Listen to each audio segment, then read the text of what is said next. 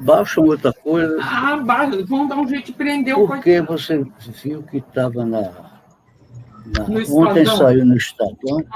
A pesquisa, né? Então, era ele com 97, Lula com 95 ou 96. 95? Nossa. Pessoal, acho que já estamos ao vivo. Já entramos. Olá, boa tarde a todas, boa tarde a todos. Eu sou Regina Zappa, a gente está aqui no Estação Sabiá, na TV 247, numa alegria imensa de estar aqui com o nosso Tom Zé, Antônio José Santana Martins, de Irará, na Bahia, que é o nosso Tom Zé, cantor, compositor, arranjador, instrumentista. Eu li em algum lugar que também é jardineiro, mas depois nós vamos conversar sobre isso e vai me explicar. E aqui junto comigo para conversar com o Tom Zé está o meu amigo e jornalista Silvio Essinger, e temos muito que conversar, porque o Tom Zé é uma lenda da música brasileira, é um dos nossos gênios. É muito saudosamente comentado por nós aqui. Muito bem. Muitos anos, doutor. Então, Silvio e eu, nós trabalhamos juntos no Caderno B, anos atrás, né, Silvio? Exatamente. É isso mesmo, eu também. E Tom Zé eu conheço há quase 30, que eu entrevistei ele em 93, quando ele veio fazer show aqui no Rio, era o show do The Hips of Tradition, e eu perguntei para ele assim, Tom Zé, quanto tempo você não se apresenta no Rio de Janeiro? Aí ele fez as contas desde 1969, então eu pensei assim, caramba, a última vez que ele fez show no Rio, eu não era nascido ainda. Mas, olha, então, o prazer é maior ainda de estar aqui com essa lenda que é o Tom Zé.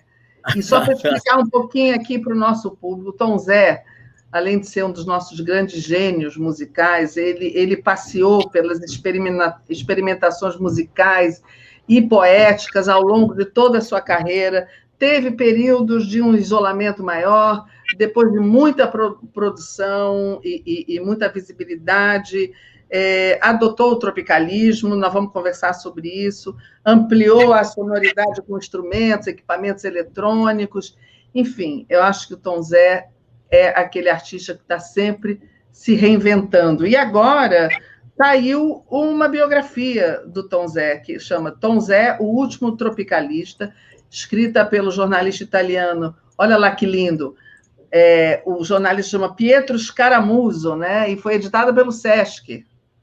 Ó que lindo, ó que maravilha. Lindo. Então, já todo mundo, olha, o editor é Sesc, todo mundo já pode comprar essa biografia, encomendar, né, pelo correio, provavelmente. Então, Zé, vamos começar aqui nossa conversa. Eu falei que você está sempre se reinventando, sempre inventando coisas novas histórias, e agora você também tomou a vacina, que eu vi a tua declaração. E agora, quem é o Tom Zé hoje? Bom, é um menino de 84 anos que vive aqui fazendo ginástica em casa, porque na doido com essa pandemia e trabalhando. Eu só sei trabalhar. Então, Zé, é uma biografia escrita por um italiano, né, que você conhece de algum tempo. Como é que soou inicialmente essa história de você que já tinha escrito, né, a sua autobiografia, né, o Tropicalista Lenta Luta, entregar a outro a sua história? E a um italiano? Bom, nós não entregamos aqui. Quando nós soubemos, ele estava com o projeto do trabalho, só faltava me entrevistar. Então, nós devemos até um agradecimento ao WhatsApp, porque ele dizia, eu vou ligar na terça-feira para a gente tratar de tal e tal e tal. Ele dizia a Neuza pelo e-mail. Aí Neuza me falava, tal disco, tal época, eu pegava, estudava aquele negócio e ficava pronto ali, com uma opção de pesca para quando ele telefonasse. Aí nós passávamos no telefone 1h30, 2 horas, semanalmente. Pelo WhatsApp, né? Pelo WhatsApp. O WhatsApp. Você já viu o livro? O que você achou do livro? Eu gostei muito, nós aqui em casa gostamos muito, eu e a Neuza. A Neuza que é mais autoridade até em livro, porque ela já foi redatora, já foi uma opção de coisa, já foi selecionadora. E nós achamos que foi um trabalho... Aqui em São Paulo, o trabalho teve o Tiago Lins como editor e a Silvana Cobucci como tradutora. E o Tiago Lins lutava feito um leão, cada fotografia que ele descobria que não tinha o autor, ele botava eu e Tânia e Neuza aqui loucos, e Tânia forneceu a ele o que a gente tinha aqui, a maior parte do noticiário de cada disco na Europa, nos Estados Unidos, a Europa na França, na Inglaterra e em países estranhíssimos. Eu fiz viagem que só Deus sabe. E o livro tem ele vai, obviamente, naquela... ele não nega aquela narrativa clássica, né, do Tom Zé, redescoberto por David Byrne, Tom Zé, que iniciou uma nova vida, e que era ele, eu acho que foi o próprio David Byrne que falou, chamou você de a Bela Adormecida, né? O que é ótimo. Qualquer coisa. Você sabe, quando eu fiz o disco, na capa do disco eu pus uma espécie de armadilha, como quem joga com a garrafa no Oceano Pacífico. Eu falo Pacífico porque vejo dizer que é o maior dos oceanos. Até eu já estive lá, fazendo show na cidade onde tinha a Fórmula 1, que era já no Oceano Pacífico, no Canadá. E... Não foi o que eu estava dizendo. Você está falando do Estudando Samba, que foi o disco que o David Byrne ouviu e chamou para gravar lá fora. É verdade. E naquela ocasião foi mesmo um momento especial, porque eu já queria desistir de música, já tinha falado com meu primo, Deguinha, para eu trabalhar no posto dele lá em Irará. Porque eu trabalhei na loja de meu pai a infância toda, né? E agora ia trabalhar num posto de gasolina.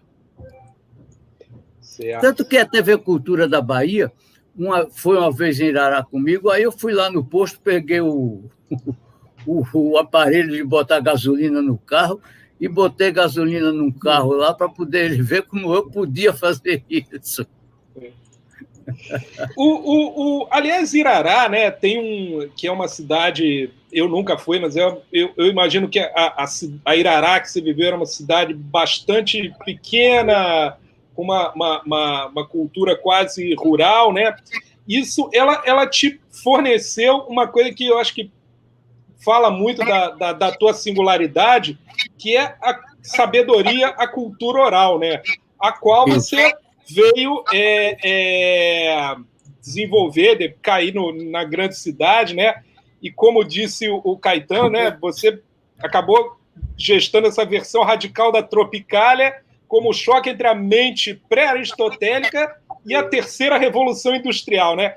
Como é que surge esse Tom Zé dessas diferentes, quer dizer, de um quase Idade Média junto com a era espacial? Ô, Tom Zé, deixa eu acrescentar aqui a pergunta do Silvio. Deixa eu desligar aqui. Você saiu de lá e caiu no tropicalismo em São Paulo, né? E aí, acrescentando... Não, em Salvador. Nós somos todos baianos. Não, eu sei, são todos baianos. Mas, bom, eu vou perguntar do tropicalismo depois. Responde aí a essa pergunta aí do Silvio. Bom, quando eu era criança, Silvio já conhece, é só para os leitores, os ouvintes conhecerem. Quando eu era criança, o mundo era moçárabe. Os árabes invadiram Portugal no século VII e passaram 8 séculos em Portugal e saíram no século VIII nas vésperas. Não deu tempo nem de plantar a madeira para fazer os navios. A madeira já teria que ser plantada antes. Eles saíram de lá, começaram as navegações, eles saíram de lá em 94 ou 98, e o Brasil foi descoberto em 1500, 4 ou 5 anos depois. E outra pessoa que me ajudou a contar a minha própria história foi o Euclides da Cunha, que o jornal Estado de São Paulo mandou ele cobrir a chamada Guerra de Canudos em 1898. Irará tinha 7.000 habitantes 100 anos antes de eu nascer. Em 1840, Irará tinha 7.000 habitantes. Em 1940, Irará tinha 7.000 habitantes. Depois, nos anos 60, teve 16 anos sem seca, que isso nunca aconteceu, nem antes nem depois. Então, a cidade cresceu para 22.000 habitantes. Uma coisa inacreditável. Em um ano, a cidade cresceu de 3.000 para 23.000. E aumentou de forma que eu, quando cheguei lá, eu não conhecia as ruas novas que tinha, nem saberia caminhar na cidade e tal. Pessoas já tinham endereços completamente inacreditáveis para mim, coisas que eram como se fossem matas perdidas, viraram ruas. E então, na loja de meu pai, eu comecei a ter a mais consistente presença árabe, que são os netos e bisnetos e tataranetos dos seguidores do Conselheiro, do Antônio Conselheiro, dos quais eu também sou um igual a eles.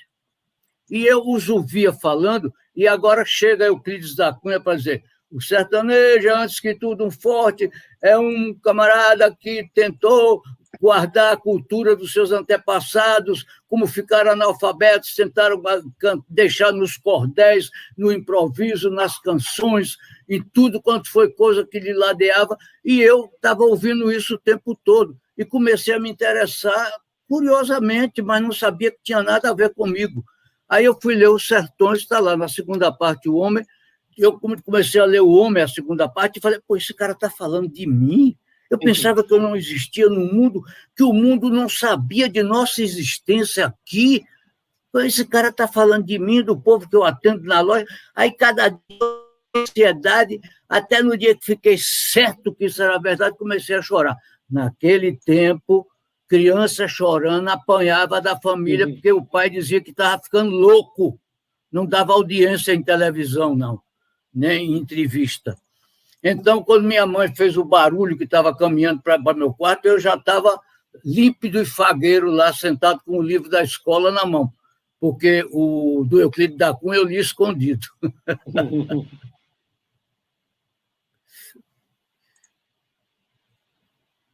Opa, Regina, você está sem áudio, Regina. Desculpa, eu não abri o áudio, porque tem um barulho aqui em cima, estão fazendo uma obra, então eu desligo na hora que vocês estão falando.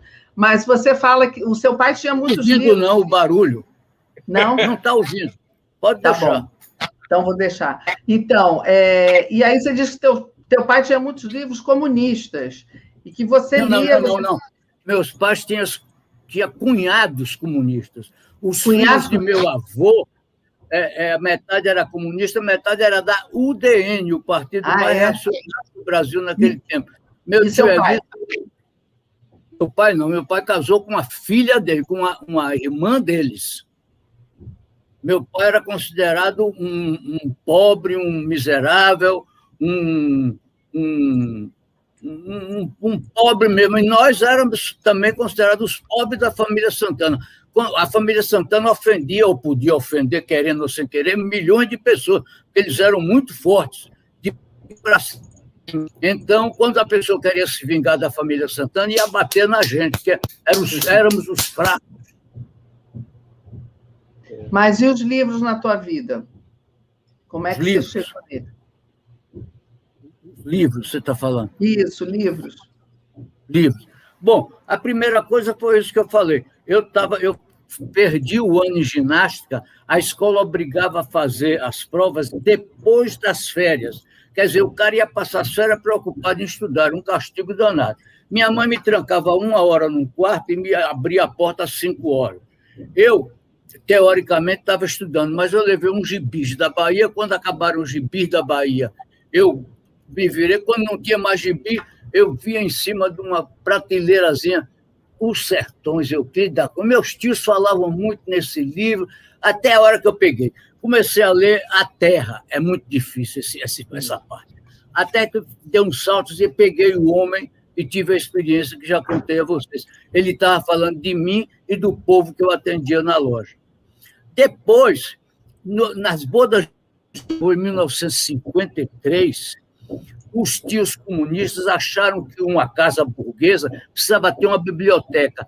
Então, eles que tinham biblioteca, sabe como é comunista, né? Biblioteca para todo lado, mandaram carros e carros de livros.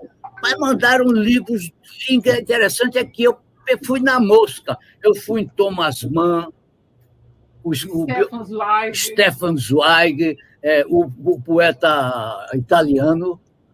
Leopardi? Não, o poeta italiano Dante Alighieri. Dante Alighieri.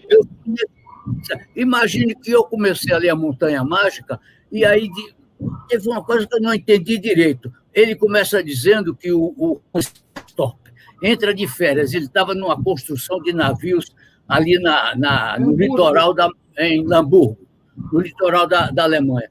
E aí ele toma o trem para subir a serra para ir ver um primo que está tuberculoso lá na serra, na Áustria, ou na Suécia. É um país vizinho, que tem uma montanha enorme, que é a tal montanha mágica, na Suíça. A Suíça, Mont Blanc.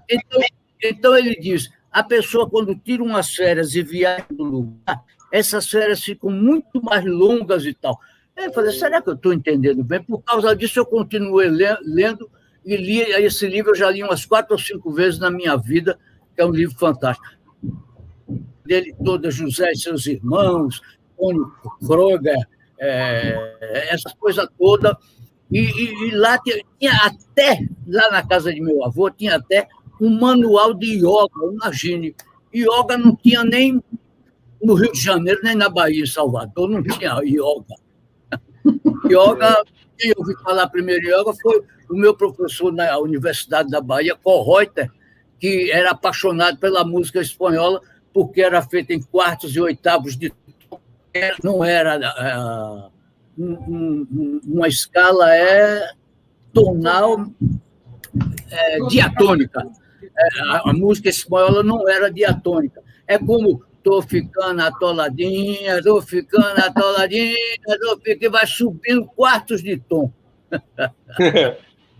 Tom Zé, e a música? Por isso que eu disse que esse refrão é um meta-refrão microtonal e polissemiótico. Porque meta-refrão foi escrito. O refrão apareceu em 1920, mais ou menos, na música popular. E começou a ficar divulgado, todo mundo fazer e tal. Fazer um refrão bom era uma maravilha. Pois esse refrão é um meta-refrão, porque quando se fala em refrão tem que trazer esse para comparar, porque é um dos mais sensacionais que existe na história do refrão. Tom, só uma coisinha antes do Silvio perguntar aí o que ele está pensando. Aí você saiu de Irará, foi para Salvador, mas como é que entrou a música na tua vida? Pois aí eu acrescento. Você teve experiências musicais ainda bem intuitivas ali em Irará, e você vai para Salvador e cai justamente na mão do Kohreuter, né, da música experimental, cerebral. Como é que essas coisas se encontram na sua vida? O absolutamente intuitivo e o absolutamente cerebral. Correto. Tem uma passagem. A cultura moçárabe que eu vivi na infância tinha também todas as festas. O Bumba Meu Bumba, os católicos religiosos expulsavam os infiéis, que tinham invadido Portugal durante 8 séculos. O cantador, o improvisador, tudo que era cultura. Diz que a gente aprende mais de 0 a 2 anos de idade do que no resto da vida. Então, você imagina, de 0 a 2 anos de idade, eu estava deitado num berço, Em Irará, a criança não sabia falar no primeiro ano de idade, ela não sabia dizer papai, mamãe, não. Ela ia aprender lá pelos 3 anos, e ninguém ficou retardado. Era porque o modo de criar era deixar a criança em paz lá. A criança, então, como é que você aprende a saber nem a língua da tribo? Deve ser outras línguas, né? Deve ser outras coisas que marcam o cérebro, que vai engolindo tudo isso. O cineasta Alain Resnais tem um filme sobre essa coisa do sujeito aprender mais de 0 a 2 anos de idade. Muito bem. Então, quando eu fui para Salvador, quando eu entrei no colégio primário, eu era uma pessoa culta e não sabia. Tanto que, quando o professor começou a falar, ele falava numa lógica aristotélica. Eu falei, nossa senhora, que diabo é isso que ele está dizendo? É engraçado, é outra coisa. Eu entendo, mas é outra coisa. Lá em casa, a gente diria tá. Dizia tó. Ele falava com a coisa que Aristóteles trouxe e organizou a civilização ocidental. E isso foi quando nós começamos a aprender. Por isso que eu digo que o que estava no córtex, quando eu entrei no primário, era o moçárabe. Quando chegou o aristotélico, nós fomos aprendendo, nos habituando, tudo era Aristóteles, tudo, matemática, geografia, principalmente a língua e tal. Então, o córtex ficou completamente ocupado e, como o cérebro não joga nada fora, jogou no hipotálamo o moçárabe. E quando Caetano Gil e eu, depois de chegar aqui, depois de estudar o primário, no curso de colégio foi que eu fui conhecer eles, foi aí que começamos a cantar juntos e tal. Quando os meninos chegaram em São Paulo, aqui, e depois viemos para São Paulo fazer Arena Canta Bahia, no Teatro de Arena, em 1964. Pois, quando a gente chegou aqui, o negócio do Oswald de Andrade, do Zé Celso, tortando o teatro, botando Júlio Medalha, Rogério Duprá, Damiano Cotzella, todo mundo, temos que fazer uma arte. Aí a cabeça dos meninos, Gil, Caetano, e até eu, que era um simplório ali ao lado deles, sim, tomou aquele susto e disse, espera aí. Aí jogou o que estava no hipotálamo novamente para o... Então, de todos os vivos naquele momento. Por isso que eles fizeram... E acho que perdemos o Tom Zé? Acho que deu uma travadinha. Deu uma travada. Eu vou pedir para a Neuza sair e entrar de novo. Deixa eu falar aqui com ela.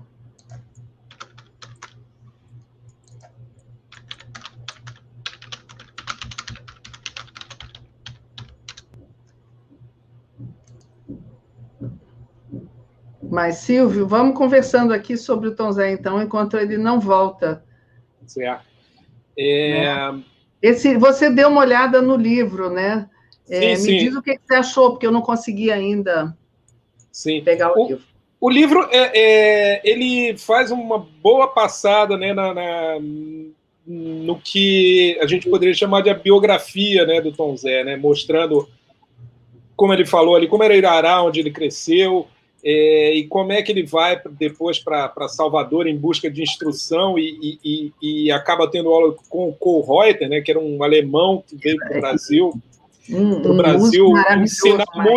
ensinar a música mais vanguardística, né, que você tinha na época, dentro do painel clássico, né, daquelas revoluções, né, da música erudita do século XX. Ele estava ali ensinando, né, em primeira mão. Os baianos todos estudaram com ele, né? Agora, pois mas o Tom Zé foi aluno mesmo do Kohlreuter, estudou violoncelo, né? Você imagina, sair de Irará e cair ali em Salvador para a cultura mais vanguardística e cerebral, que você... tem ali. E quando o tropicalismo, né, começou a ser pensado ali pelo Gil e pelo Caetano, o Tom Zé já estava com aquele caldeirão, né, da cabeça dele, já estava fervilhando na mesma sintonia. Então ele foi absorvido, né, pelo tropicalismo e, ao mesmo tempo, ele foi adiante. Tem muita gente, e eu concordo com essa tese, que o verdadeiro, o grande disco tropicalista, na verdade, é o primeiro disco do Tom Zé, aquele Tom Zé de 68, que saiu pela Rosenblit. É o disco mais arrojado ali, tanto de arranjo quanto de ideias, de propostas, né? Acho que o Tom Zé estava ali o tropicalismo foi se fazendo e o Tom Zé assim, passando o tropicalismo e indo adiante, né? Gil e Caetano fizeram discos experimentais, discos bastante arrojados depois do tropicalismo, mas quem levou adiante a bandeira, né, do experimentalismo, né, da canção popular brasileira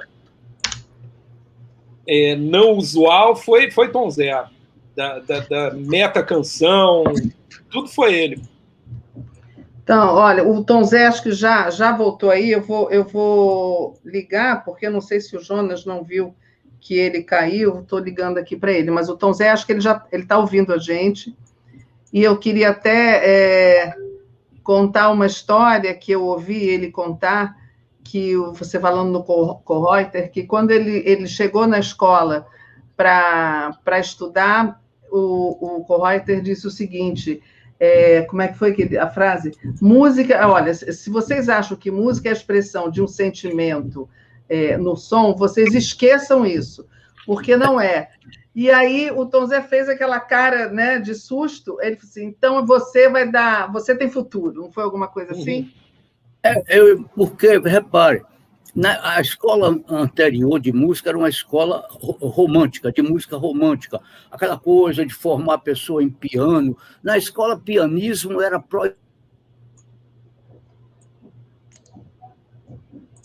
E a conexão acho que não está boa. Mas Kohreuter o pianismo. E eu cheguei à conclusão de que eles pescavam almas, porque aqueles alunos formados pela Escola de Música de Salvador, e lá é onde tinha música, a expressão dos sentimentos através do som. Começava assim. Um dia, Kohreuter entrou na primeira aula de História da Música, uma aula geral para alunos e iniciantes, jogou o livro em cima da mesa e disse, música não é a expressão dos sentimentos através do som. É claro, eu tomei um susto, passei minha vida ouvindo dizer aquilo, e aí depois, e ele olhou para mim com uma cara que diz, te pesquei, filho da mãe. Porque realmente toda a minha trajetória na escola, que 2 anos depois eu estava no curso universitário, eu que não sabia nada de música, né? E também o vestibular era preparado pela própria escola, porque a escola que Kohreuter fundou não seguia o currículo do Ministério da Educação. Então, não era uma escola oficial. E a escola fazia seu próprio vestibular. Era a escola de música da... Como é, Neuza? Você sabe. Da Universidade Federal da Bahia. Depois, quando eu saí de lá, foi que ela se regularizou novamente. E você tem razão, querida, você contou muito direito. Eu só boto outras palavras meio diferentes. Mas eu ouvi de você. O Tom Zé tem a Bruna... Eu vou fazer uma ligação. Sim, só um minutinho. A Bruna Câmara dizendo assim, Tom Zé mudou a minha vida, que saudade de ir aos shows dele. E aí várias pessoas aqui falando... grande Tom Zé e tal, então eu queria te dizer isso e falar que o Adjalma Silveira entrou como novo membro aqui do canal. Mas diga, desculpa, eu te interrompi. Não, só a ligação que você já perguntou 2 vezes eu não respondi. Em 1950 eu fui para a Bahia fazer ginásio, que em Irará não tinha, e essa família não botava os filhos para estudar. Meu avô que criou essa mania, botou os filhos dele, que viraram comunistas, os que foram estudar, e botou até as filhas, em 1930, botar a moça na universidade. Tá doido? A moça estava perdida, coitada. Muito bem. Então, os filhos de seu Everton, por acaso, foram nessa onda. Eu fui o primeiro que eu era o mais velho dos netos. Petrônio era mais velho do que eu, mas já tinha ido 3 anos antes e não tinha dado certo, tinha largado o curso. Então, eu cheguei em 1949, que a Bahia estava comemorando 400 anos de capital, porque a Bahia foi a capital do Brasil inicialmente. E isso foi logo que o Brasil foi descoberto. Em 1949, a Bahia comemorou 4 séculos, o 4º centenário. E teve um desfile na rua. Eu assisti isso, eu não sabia do que era aquilo nem o que não era. Mas eu vi o primeiro desfile de escola de samba que teve no Brasil. Não tinha naquele tempo, os que apareceram depois eram muito parecidos, porque cada carro alegórico, digamos assim, passava com uma corte que teria governado a Bahia de 1450, de 1500 até 1503.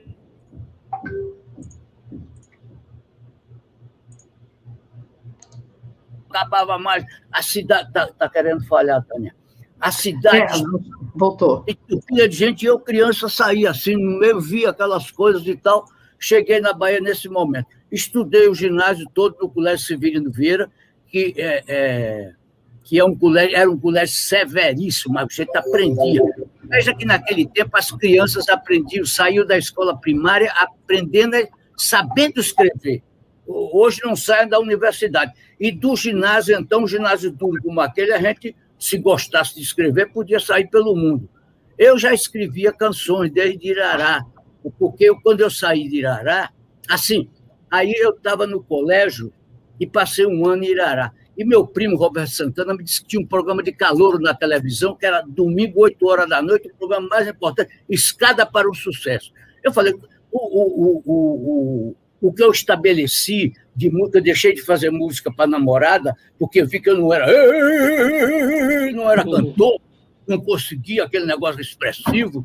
Eu aí comecei a fazer rua sobre a cidade, que botava no olho do cara, acendia assim, quando eu falava numa rua que ele conhecia, numa pessoa que ele conhecia. Essa era a estratégia, como é que chama, Tânia?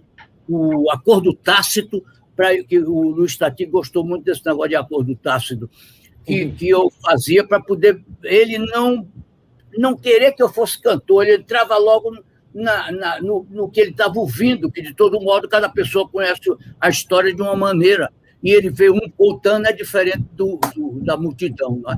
Então, eu fui para a Bahia assim, teve um programa de calouro, disseram, cante aquelas músicas lindas suas sobre Irará. Eu falei, não,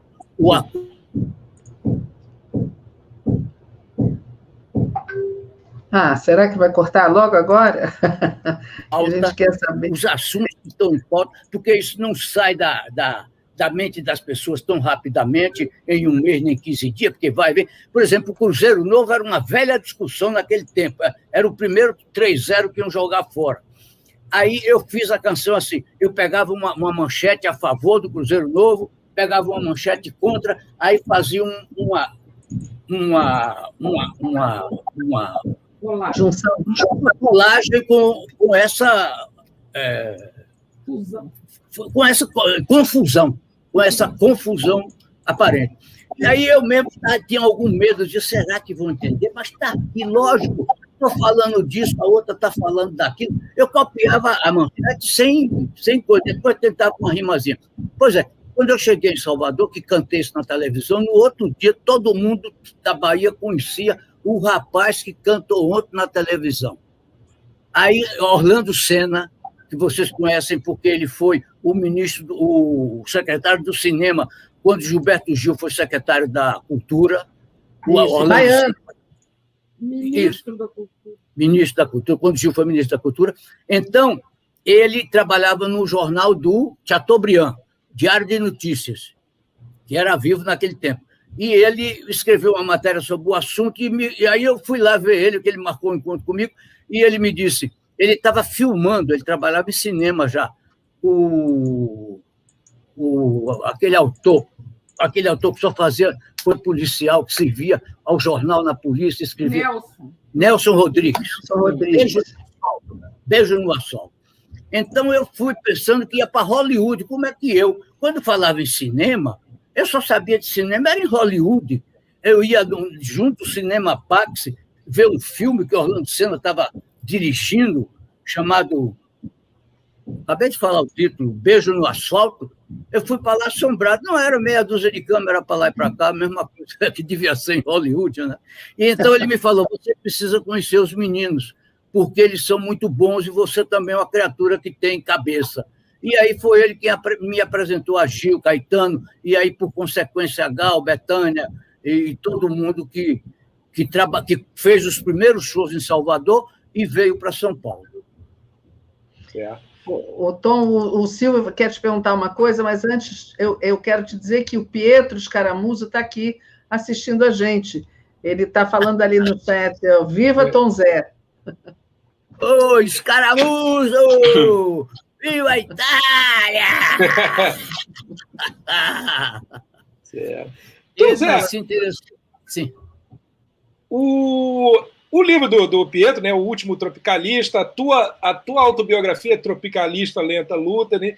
Eu queria saber assim, onde acaba o tropicalismo e segue o Tom Zé? Bom, até a própria Tropicalista Lenta Luta eu escrevi nos anos 60, na melhor das hipóteses, não foi? Não, foi 2003. Outro dia? Cadê 2003. O livro? O livro não está aqui agora. Bom, eu penso que isso foi no século passado, pelo menos. Deve ter uns... 2003. A Tânia já me... 2003? 2003. A Tânia já me... Meros 17 anos. Eu não me lembrava mais nada disso. Eu não sei, eu até, para evitar botar o Pietro numa armadilha, não fazia nada do livro para ele. Como eu sou meu signo é Libra com ascendente em Câncer. Diz que tem um ascendente em Câncer que se interessa pela história. E eu aí sei a história toda da família, da minha infância, da loja de meu pai, de tudo. Se fosse escrever sobre isso, eu passava 10 anos escrevendo. Então, ele fazia um e-mail para a Neuza, dizendo, Tom Zé, eu vou te perguntar sobre o disco tal e essa época tal. Eu aí pegava o disco, ouvia, estudava o assunto, ficava cheio de pesca para poder... Atendia a ele pelo tal do WhatsApp, e aí passávamos 1h30 conversando. E o livro tem uma riqueza que nem eu esperava. Aquela coisa de o Brasil comparado com o mundo naquela ocasião, aquela coisa toda, porque ele é uma pessoa muito instruída, né? Ele é um velho jornalista, é até médico também, e foi uma época muito agradável conviver com ele.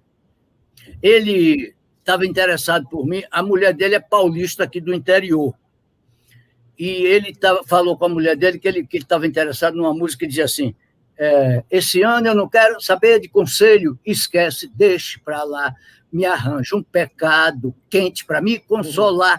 Essa música foi a música... Aí ele foi falar com ela, disse, você não conhece Tom Zé direito. Aí passou a mostrar coisas, ele se embrenhou por discos afora, até que veio a me procurar, graças a Deus. Abençoado seja Pietro. Que maravilha. Que maravilha. Agora, o livro, ele tem, principalmente em relação à tua autobiografia, ele mostra para mim, me deixou bastante claro assim, como você foi produtivo depois teve o renascimento, a redescoberta, mas a partir de 98, principalmente, você foi incrivelmente produtivo, né? Foi aquela coisa do David Barney ter encontrado o meu disco, por acaso, com a tal da capa que eu fiz a armadilha. A armadilha, assim, eu falei, eu não quero nenhuma fotografia. Fui na direção das capas, na gravadora Continental, o rapaz, eu vou ver o nome dele, porque isso é uma ingratidão. Ele me recebeu muito bem. Eu fui numa loja de material de construção, comprei uns metros de corda e de arame farpado, que eu não sei por que queria botar isso. É claro que eu queria dizer que o samba estava cercado por todos os lados aqui no Brasil e que não tinha independência para se mexer. E tanto que o nome do disco, Estudando Samba, estudando em música erudita, é muito metido a bobo. Mas eu queria botar Entortando Samba, mas em música popular, Entortando Samba é muito pretensioso. Aí botei Estudando Samba. E não botei fotografia nenhuma. Ele conta como foi que ele caiu exatamente na armadilha. Ele chegou, olhou a prateleira, tinha um disco, Estudando Samba. Em inglês é a mesma coisa, Estudando Samba, né? Studying Samba, tudo é a mesma coisa.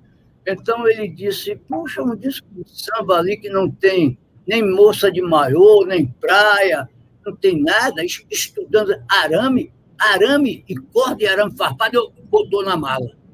E veio a escutar quando estava nos Estados Unidos, aí procurou o Arthur Lindsay, que foi quem explicou a ele quem é. Aí, que maravilha! Ele viu esse arame farpado e falou, mas que diabo, um disco de samba com arame farpado? Ele lançava discos que tinha 2 de cada compositor, mas todos tinham biquíni na coisa, capa de praia, essas coisas. E meu samba só tinha arame farpado e corda, ele então comprou. Ele caiu na armadilha, né? Pois é, mas esse disco foi redescoberto, né? Você foi gravar no exterior e não parou. O livro fala muito da tua angústia nos anos 70 de não ser entendido, das pessoas não ouvirem seus discos. Depois disso tudo, depois do Renascimento, né? O Tom Zé nunca mais parou de ser ouvido, né? Principalmente no exterior. Teve um lugar que uma das disseram assim, não é sem razão que a biografia de Tom Zé foi escrita por um estrangeiro. Ele é sempre mais apreciado lá do que aqui. Tom, por que você acha que você tinha acabado de se apresentar no Festival com São Paulo? Eu me lembro de ver você, e foi uma coisa assim frenética, foi maravilhoso. E depois disso veio esse silêncio e você, segundo você, essa incompreensão. Por que você acha que isso aconteceu? Não, eu sei exatamente, nós sabemos exatamente. Teve ainda 2 músicas de sucesso, no jeitinho dela, botei o passo no compasso dela, e teve a outra música de sucesso.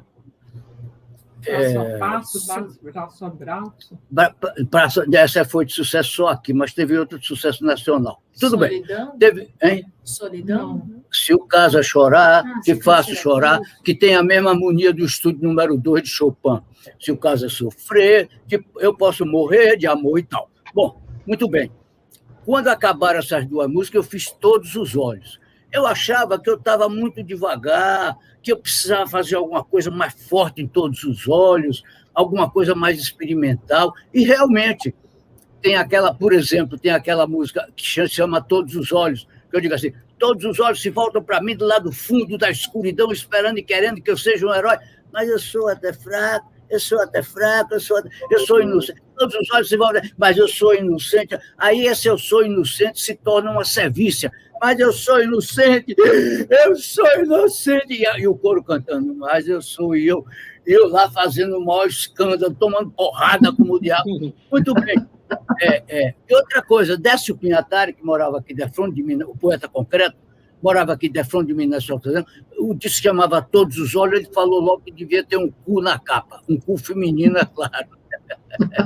E então, um dos camaradas que trabalhava na agência de publicidade dele falou, minha namorada topou fazer o cu. Então, eles iam na estrada de onde tem o centro de treinamento do São Paulo.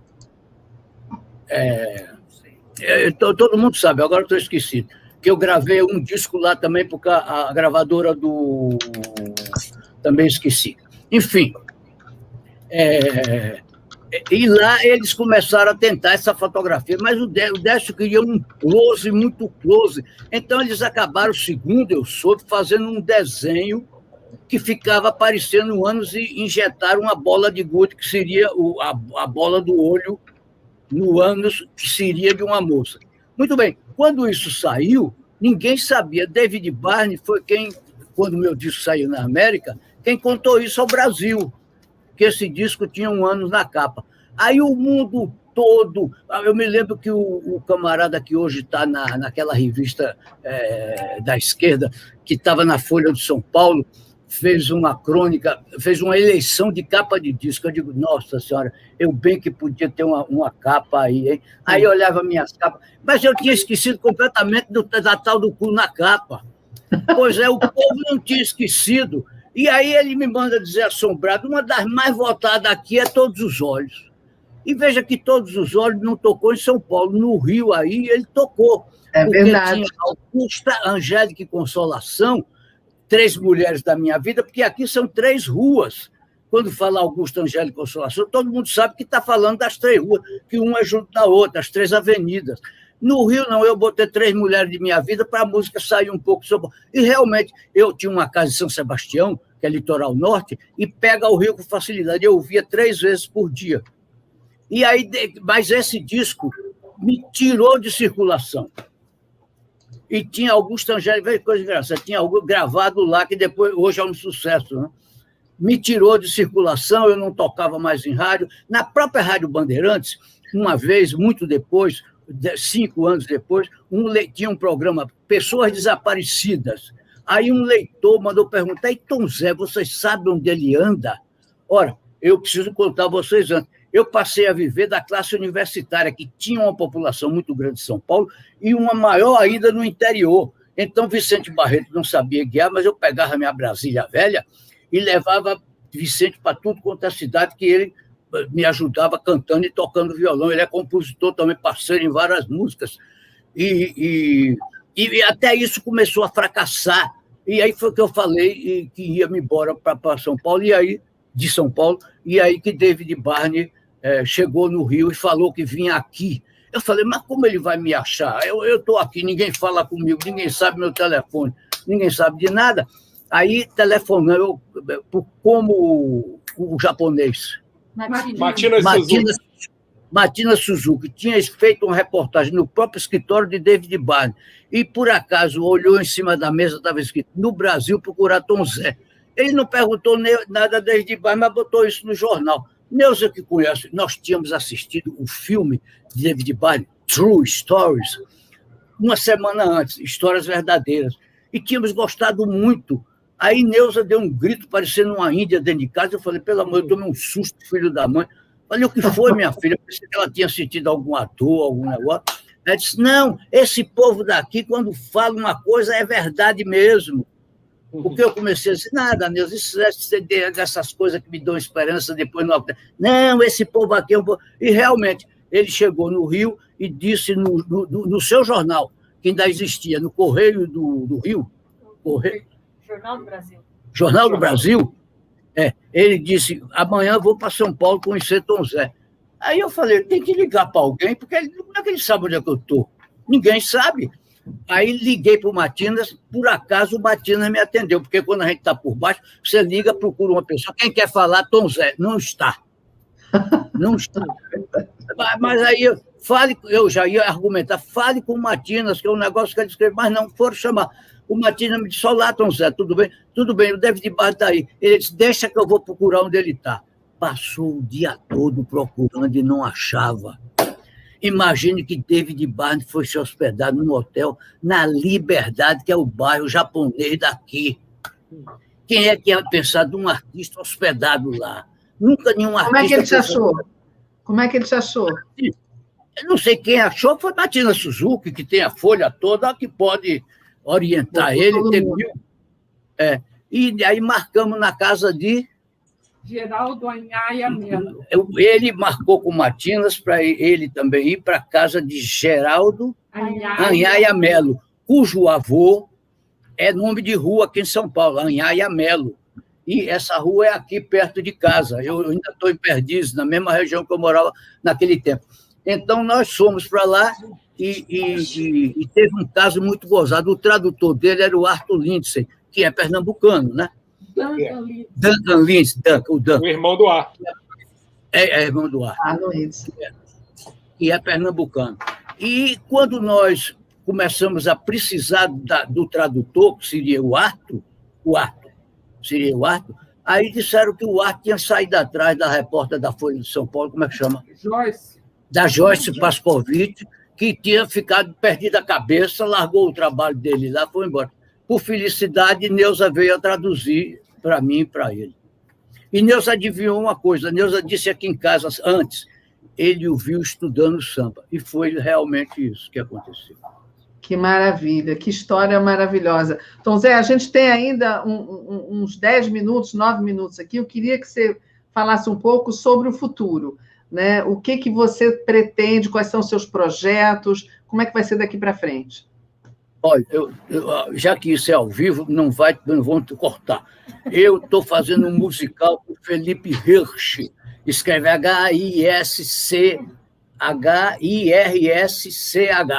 Hirsch, Felipe Hirsch. E o Catatal, Fernando Catatal, do Cidadão Instigado, vai fazer os arranjos e é o regente. Eu estou fazendo música noite e dia e noite. Quando o Tânia me pegou para esperar vocês aqui, eu estava lá, não sei nem se desliguei o computador ligeiro, porque desci correndo. Mas trabalho dia e noite, porque como ia ser lançado em março do ano passado, e aí começou a pandemia, agora não sabe quando vai ser lançado. E o Felipe Hirsch está me pedindo o mais possível de músicas e me mandando diversos temas para trabalhar, e eu estou trabalhando dia e noite, como sempre foi meu hábito. Eu sempre fui um trabalhador, não faço música com facilidade. Graças a Deus, tenho uma pessoa em casa que é uma cobra. Quando eu chego, mostro uma coisa a Neuza, ela diz, isto não é digno de você. Eu rasgo e jogo fora e vou fazer outro. Rasgar e jogar fora é uma maravilha, porque anda depressa. Quando você ficar defendendo sua obra, você se campa. Muito bom. Salve a Neuza. Um abraço aí, Neuza. E a Tânia, que faz tudo aqui para nós. A Tânia, um beijão. Graças a Deus que vocês estão aí. Junto com o Tom Zé, ajudando a gente a ter o Tom Zé sempre, o tempo todo, né? Por falar em trabalhar, Tom Zé, você falou no defeito de fabricação, né, que nós não passamos robôs programados para trabalhar, e o que nos salva são nossos defeitos de fabricação. Isso. Para o primeiro mundo, nós somos androides, muito mais baratos do que os robôs que o Japão e a Alemanha já fabricam, que só tem um problema, os defeitos de fabricação, que de vez em quando, pensar. Pensar é o maior defeito de fabricação que nós temos. Cantar é outro defeito de fabricação. Dançar, tudo isso ameaça os nossos patrões americanos e europeus. E o disco é sobre isso, né? Esse disco já tem 20 e tantos anos e eu acho que essa ideia continua mais atual do que nunca, né, nesse etapa do capitalismo que a gente está vivendo, né? É verdade. E o Márcio Seligman, tem como é que chama? Ou vocês não têm aí, não? Sim. Crítica da razão do colonialismo. Crítica da razão colonial. Porque o Brasil, quando foi descoberto, foi civilizado colonialmente, foi instalado como colônia, os habitantes daqui, ou escravos ou não, foram colonizados. Quando deixaram de ser escravos, continuaram a ser colonizados, até hoje são colonizados, porque o capitalismo faz a mesma coisa. Então, o livro dele trata disso, e eu falei com ele, olha, é bom a gente ter um livro como o seu, porque vê, em vez de ficar fazendo propaganda do governo, quem fala mal do governo só está fazendo propaganda. Ele conseguiu essa maravilha. Então, eu não falo propaganda do governo. Aí você tem que ter uma razão que lhe dê uma responsabilidade interna. Você tem até medo da responsabilidade, porque a responsabilidade é fogo, né? Então, é isso que eu ganhei lendo... E todos os defensores da Terra dizem que a gente está acabando o planeta, que está mudando. Eu, por exemplo, nasci em outro planeta. Quando eu nasci, eu já fiz uma viagem interplanetária. Quando eu nasci, os trabalhadores da roça, que lá eu vendia, a loja do meu pai vendia homem da roça, quando eles trabalhavam nus no campo. O sol nunca fez mal a ninguém. Depois eu comecei a viajar, eu via nas estradas as pessoas vestidas até aqui, todo cheio de capote, de cor, para trabalhar no sol, porque o sol dava câncer. O sol do planeta Terra nunca deu câncer. Aqui já virou outro planeta. Não é mais o É verdade. É isso aí. Tom Zé, para a gente terminar, queria que você falasse um pouquinho desse seu lado jardineiro. Ah, sim. Você sabe, no tempo que... É claro que esse negócio de ficar sem ser tocado, sem ser procurado, só viajava para o interior e tal, aquilo vai, por mais que você consiga um público com o que falar e tal. Aí, um dia, eu vi um velho, ele já morreu, que morava no 8º andar, lá embaixo, mexendo no jardim. Eu aí fiquei junto dele e tal. Aí eu tive a intuição, puxa vida, se eu posso mexer num jardim aqui, eu ia trabalhar numa fazenda do prefeito do Imbu, que era uma fazenda que não tinha agrotóxico. Eu tomava o meu carro, chegava lá, parava, entrava no caminhão dos boia-fria e ia para onde o caminhão levasse. Comia, levava minha comida para comer meio-dia, saía de lá 4, 5 horas e vinha para casa. Aí passei a trabalhar no meu próprio jardim e me dava o mesmo alívio, porque eu não sabia que a terra é capaz de melhorar sua cabeça, bicho. Se você começar a lidar com o barro fundamental da América Latina, como dizia aquele escritor argentino lá, do Borges falava lá que as periferias não eram calçadas, era o barro fundamental da América Latina. Isso faz bem à saúde. É isso aí, entendo perfeitamente. Eu também acho que a terra, as plantas, as flores são fundamentais para a nossa vida. Eu não sei se você quer falar alguma coisa, a gente tem alguns minutinhos ainda, mas eu queria falar que o Rogério Giannini está dizendo o seguinte: Tom Zé não me conhece, mas de vez em quando, antes da pandemia, encontrava ele numa padaria que frequentava. E eu sem coragem de abordá-lo, respeitando o gênio. Sim, mas esse também é outro Giannini, porque eu conheço o Giannini que trabalha no SESC. No SESC, que é o secretário do... Trabalha com Danilo Miranda. Acho que esse é outro, mas agora... Esse outro Danilo, eu agora não estou lembrado. Mas agora Rogério Giannini. Agora vou falar para ele que a próxima vez, quando acabar a pandemia, que ele pode te abordar na padaria. Isso, pode dizer que nós já conversamos sobre ele. Tá ótimo. E Silvio quer dizer alguma coisa? Verdade. Fala. Silvio nunca me abandonou. É verdade. É verdade, é verdade. Nós desde 1993. Isso, nunca me abandonou. A gente deu uma capa do Silvio no Caderno B com você, quando você estava... Foi o Defeito de Fabricação, em 98. Com o Silvio eu era artista. Acabou. E uma das matérias mais bacanas que eu fiz e que eu vi no livro recontada a história foi daquele Abril para o Rock. Que você... que você fez aquele show histórico que o pessoal não deixou você ir embora do... Não deixou ninguém cantar depois. Esse é que foi o problema. O Otto era o apresentador, demorava um pouquinho, ele ia lá, o povo expulsava ele voltava para e olhando para a minha cara, como quem disse: o que é que você fez aí? Que maravilha. Fomos testemunhas. Então, gente, chegamos aqui no nosso final. Tom Zé, não sei nem como te agradecer muitíssimo. Eu sei que você está aí no meio da sua produção, da sua criação. Te desejo, assim, a melhor sorte para você continuar o seu trabalho, porque a gente quer ver o teu trabalho e a gente merece, eu acho. Os anjos da boca mole digam amém nessa hora. Que eles digam amém. Vamos deixar você voltar para a tua criação. Quero agradecer também o Silvio, muitíssimo, todo mundo que acompanhou aqui a gente. Pelo convite, Regina.